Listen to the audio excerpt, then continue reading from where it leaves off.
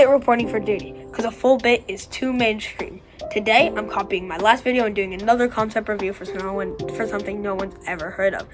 Today, it's about the not boring camera. This is starting to become a theme.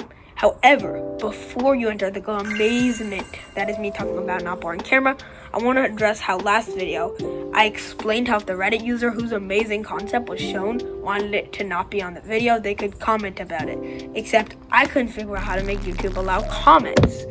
So if that Reddit user wanted their Reddit post to not be shown, it just flat out couldn't be shown. So to fix the problem, if you really need to, my business inquiry is, which you can contact me about any topic as long as it's regarding our videos. Go ahead and use this if you would like a promo, credit, or any sort of removal. Glazing Nothing or Glazing Not Boring Software / Andy Allen's other apps and IRL project that he's made is also very allowed and very appreciated. Buckle in. Check the weather in your destination and put your phones in airplane mode because we about to go on a flight. Get it? Like test flight, like how not boring camera is being like beta tested on test flight. Okay, that was bad. Info we know. Not boring camera is basically aiming to be a fun or not boring way to take photos. It's still in beta phase, so it has not been released to the public yet. However, if you would like to test out the camera and become a beta tester, we will leave a link down in the description for more info on how you can get it, since you do need to apply. Not boring camera works, at least for the beta testers of the app, really well. It mimics a real life, like, point and shoot camera, but with a limitless of an app that simply just remains on your smartphone. It also manages to jam-pack way more features than any default camera app Apple has ever made, but in a way where you don't feel like overloaded. We know the app will have an LUT selector, or as they put it, styles. You can even upload your own styles in the docube format, of course. The developer, Andy Allen, has already made a custom LUT separate from the app. You can also adjust more basic things like color temperature, which is like how blue or red your capture looks. Exposure can be adjusted from -6 all the way up to 6, and an ISO setting is also available. However, this can introduce problems like too much grain, which hints at not boring camera being more for an audience that's more proficient in photography, or just people who want to collect all the apps like me or my editor. The app also includes adjustments for shutter speed and zebra stripes to indicate areas with distracting amounts of too much or too little light. There is a manual and auto mode.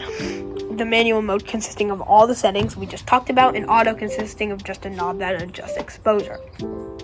Speaking of knobs, the UI on not boring camera is literally a bunch of knobs that do different things, but in a format that's easy to pick up and fun to mess around with. You can change the colors of each piece of your camera and share presets with others too. The app does have a selfie mode and a flash mode, but can't zoom in, because zooming in, unlike on Android phones, is literally just cropping the photo smoothly. So far, Andy has not engineered a way for not boring camera to take videos and does not plan on doing so, even if it would be really cool to have someday. But some find this as a big reason why they can't use not boring camera as their daily driver. But it can actually change your whole perspective on videos. Because like about a month ago, I probably took one video for every 2 pictures I took.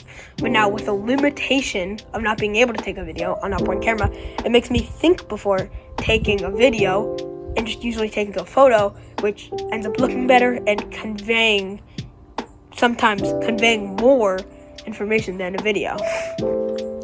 Of course, it's not all great that it has no video, since it could be really cool to say someday film an entire video on not boring camera without having to mess around with the lighting, colors, etc. later in editing rather than just do it before recording. Okay, now we're on to the future stuff that we don't know about the not boring camera yet. The third beta version of not boring camera came out a week ago as of recording this, and a lot of stuff changed from the previous beta versions. We can find some of these patterns early on and make educated guesses about what's to come next. For example, the number of LUTs available without downloading more from the internet skyrocketed since Andy added about 150 100% more styles compared to the last beta version.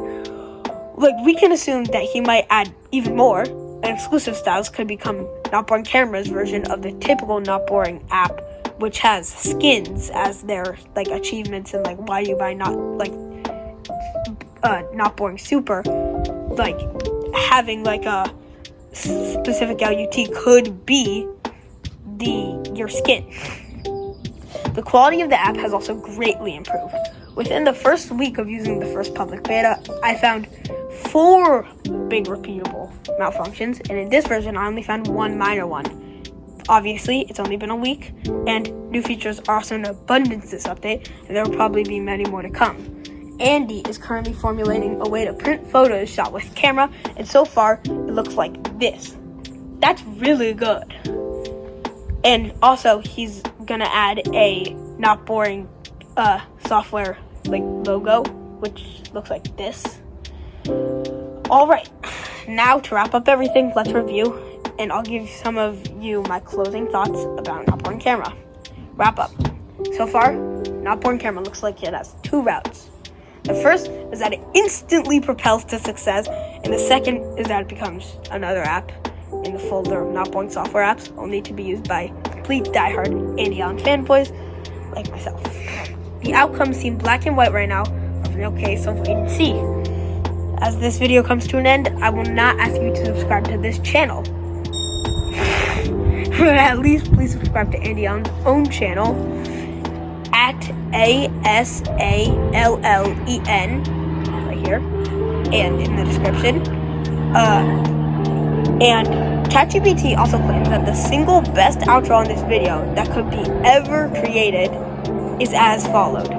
So yeah, this camera, not bored. It's basically the Mr. Beast of cameras, always doing the most, never sleeping, and low-key flexing on your phone's cam like it's 2016.